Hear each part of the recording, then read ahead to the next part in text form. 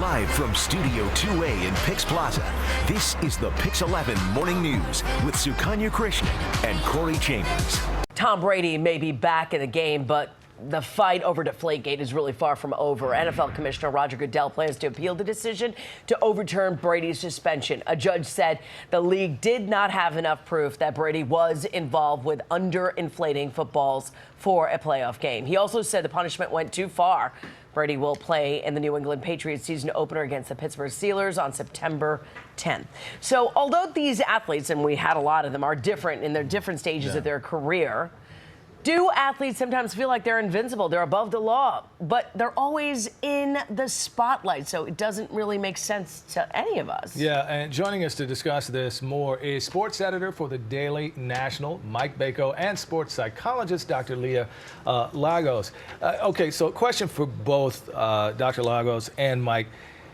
Yes, they're in the spotlight constantly. You know, the college athletes, the pro athletes, but does this spotlight atmosphere lend itself to an above-the-law kind of attitude? This spotlight has been on them if they're playing in high school and college ball, especially since probably elementary school and junior high school. It's probably been ingrained in their mind that, I could show up late to class because they want me to play in the game. I could get bad grades because, you know what, the coach is going to let me slide by because I'm a good player. So it's ingrained at a very early age, and I'm sure Leah can speak to this a lot more from a psychological standpoint, but just from a sports standpoint, the coach is coddling players, letting them get away with things. You know, on the field, it's all about discipline. It's all about following the rules. But off the field, all bets are off. Yeah, all bets are off, and Leah, you see that happening time and time again. The spotlight doesn't create criminal behavior. Lack of consequences does. And a lot of these athletes, before they sign the contract for the college or the pros, had criminal histories in the past. They had a taste of getting away with it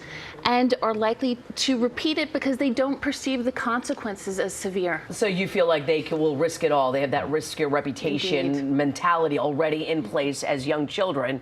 And so those passes have now led to them, if they get to the professional leagues, to be able to have this above the law mentality. But still, they got to be old enough to know that they could be risking everything. Yeah. I mean, their reputations, definitely these Rutgers players probably will not be allowed, back into the football program. Apples and oranges in terms of assaulting fellow students and that, but you think about above the law, you look at just the lead into that story, Curt Flood, the coach, emailing a professor asking for some help with some grades. So again, it's apples and oranges in terms of helping a student with grades, but they know that there's a fallback system where if they're not doing well in the classroom or off on the field, someone's going to be there to help them. And teams have zero tolerance policies in place in terms of hazing, drug and alcohol policies, violent and criminal activities, but it doesn't seem like anybody's actually looking at those code of conducts. I mean, it's kind of silly, like you have these common codes of conduct across the board in all of these universities and professional teams, but it just seems like null and void, really.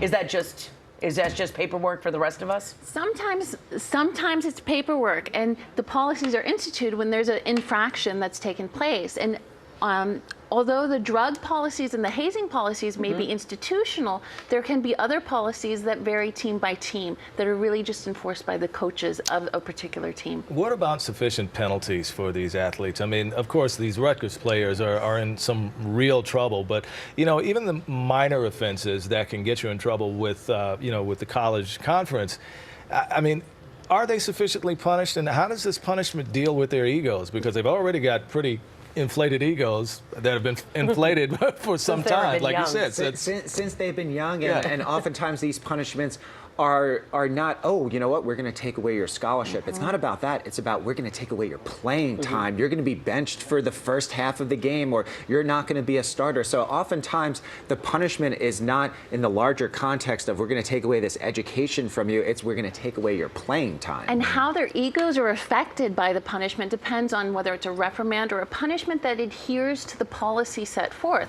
If it's simply just a reprimand, a little slap, the ego could be inflated. They're more likely to commit it in the future. We see athletes commit crimes and get a second, third, and fourth opportunity. They're given more chances to succeed, and unfortunately, this exacerbates the problem. Yeah, really, it does. Oh, let's talk about Tom Brady really quick against the Steelers. What do you think is going to happen as we get into the home opener? It's, business as usual. Right. I'm sure that the Patriots are probably planning, knowing the Patriots and their mindset, they were planning for Brady to be playing in this first game of the year against your Steelers. And, I think it's just another black eye for not Tom Brady, but for the NFL and Commissioner Goodell. This is another rebuke of the punishment that he's tried to put down. And, this judge obviously found that there was really no fault on So Brady's this is just side. going to go away, even though Goodell is going to appeal this. It's going to drag on, but it's going to go away. All right. Thank you, guys. Mike Bako, of course, and Dr. Lagos. And Dr. Lagos is going to have a baby very soon. Look at how cute she is. Cutie, cutie, cutie. Thank you, guys.